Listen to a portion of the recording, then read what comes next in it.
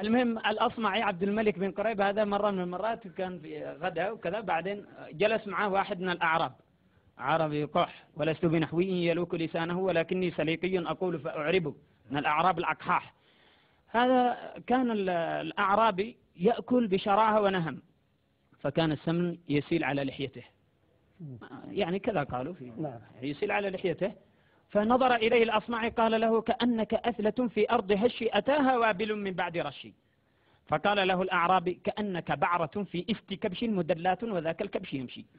ما دخلك بعرة في إست كبش مدلات.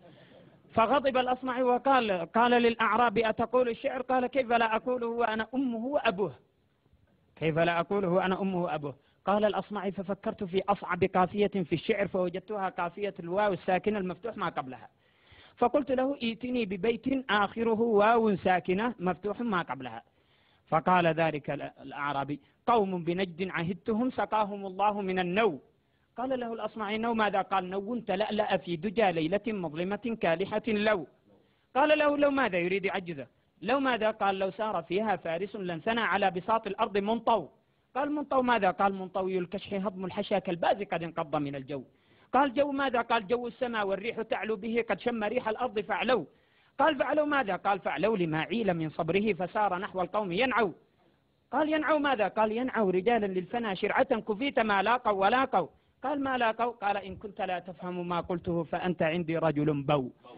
قال له الأصمعي ما البو؟ قال البو صلخ قد كسى جلده بألف قرنان تقوم أو، وأمامهم الصحون ذا الغداء. قال أو ماذا؟ قال أو أضربه بصوانة في رأسه تقول في ضربتها قو. قال الأصمعي فخشيت أن أقول له قو ماذا فيضربني بالصوانة.